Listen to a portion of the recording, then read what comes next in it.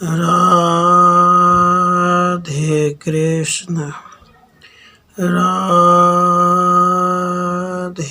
कृष्ण। माता पिता के शोक से व्याकुल हुए अपने भाई पावन को पुण्य का समझाना, जगत और उसके संबंध की असत्यता का प्रतिपादन। श्री वशिष्ठ जी कहते हैं, हे रघुनंदन, इसी विषय में विज्ञ पुरुष इस प्राचीन इतिहास का उदाहरण दिया करते हैं। गंगा जी के तट पर दो मुनि कुमारों में जो परस्पर भाई थे, उक्त विषय को लेकर ही जो संवाद हुआ है वही यह पवित्र एवं अद्भुत इतिहास है। तुम इसे सुनो। इस जम्बू द्वीप की किसी पर्वतमाला में एक महेंद्र नामक पर्वत है। उसके एक देश में जहाँ सुविस्तृत एवं मनोरम रत्नमय शिखर है, मुनियों ने स्नान और जलपान के लिए आकाश गंगा को उतारा था। उसी गंगा जी के तट प्रदेश में जहाँ के वृक्ष फूलों से लदे हुए थे तथा जो पार्श्ववर्ती रत्नमय शिखर की प्रभा से प्रकाशमान और दीप्तिमान सुवर्ण की कांति से सुनहरे रंग का दिखाई देता था, एक महर्षि निवास करते थे। उनका नाम था दृगतपा। उन्हें सम्यक ज्ञान प्राप्त हो चुका था। वे तपस्या की राशि और उदार बुद्धि थे तथा तपस्या के मूर्तिमान रूप से जान पड़ते थे। उन महर्षि के दो पुत्र थे जो चंद्रमा के समान सुंदर थे। उनके नाम थे पुण्य और पावन। उन दोनों पुत्रों और एक पत्नी के साथ वे मुनि गंगा जी के उस तट पर रहते थे जहाँ के वृक्ष फलों से भरे हुए थे। कुछ समय बीतने पर मुनि के उन दोनों पुत्रों में जो अवस्था और गुण दोनों ही दृष्टियों से ज्येष्ठ थे, वे पुण्य नामक मुनि सम्यक ज्ञान से संपन्न हो गए, परंतु उसके दूसरे पुत्र पावन का ज्ञान अधूरा ही रह गया। वे मूर्खता की सीमा से तो बाहर हो गए थे, परंतु उन्हें परमार्थ तत्व का यथार्थ ज्ञान नहीं प्राप्त हुआ, इसलिए वे बीच में ही झूल रहे थे। उसके 100 वर्ष बीतने जाने पर दृगतपा जरावस्था से जर्जर हो गए। अतः उन्होंने अपने शरीर को त्याग दिया और संकल्प तथा राग से शून्य परम पद स्वरूप सच्चिदानंद घन ब्रह्म भाव को प्राप्त कर लिया।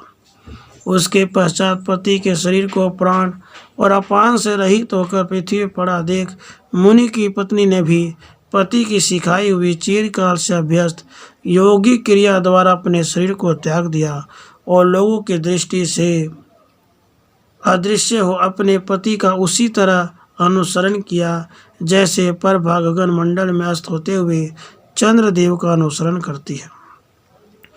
माता और पिता के परलोक हो जाने पर ज्येष्ठ पुत्र पुण्य ही स्थिर चित्त हो उनके त्यष्टि कर्म में प्रवृत्त हुए।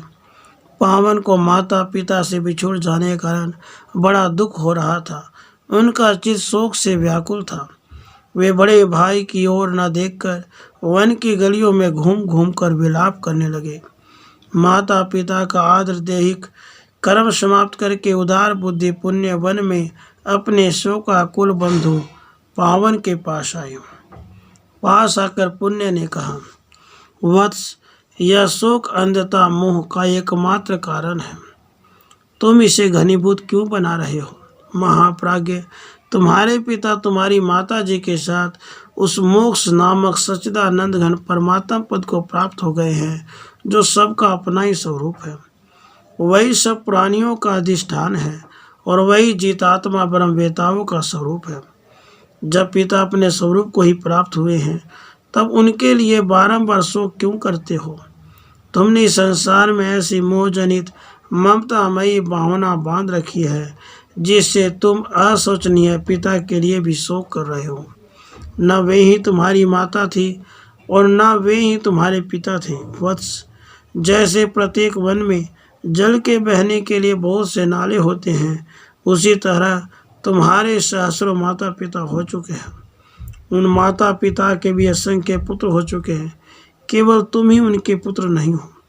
जैसे नदी के जल में बहुत सी तरंगें उठती और विलीन हो जाती हैं, उसी प्रकार मनुष्य आदि प्राणियों के जन्म जन्म में बहुत से पुत्र होकर काल के गाल में जा चुके हैं। वत्स, यदि स्नेह के कारण माता पिता और पुत्रों के लिए शोक करना ही उचित है तो पहले के जन्मों में भी जो सैकड़ों माता पिता बच चुके हैं उनके लिए निरंतर शोक क्यों नहीं किया जाता।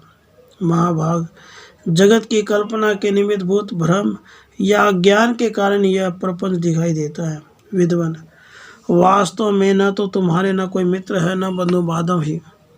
वत्स, पारमार्थिक दृष्टि से सत्य क्या है इसका तुम विचार करो। विचार करने से तुम्हें ज्ञात होगा कि न तुम हो न हम हैं। तुम्हारे अंतःकरण में जो भ्रम है उसी कारण ये जगत की प्रतीति हो रही है। अतः तुम इसे त्याग दो। यह गया, यह मर गया इत्यादि कुदृष्टियाँ अपने संकल्प रूप अज्ञान से उत्पन्न हो सामने दिखाई देता है, वास्तव में इसकी सत्ता नहीं है। राधे कृष्ण, राधे कृष्ण।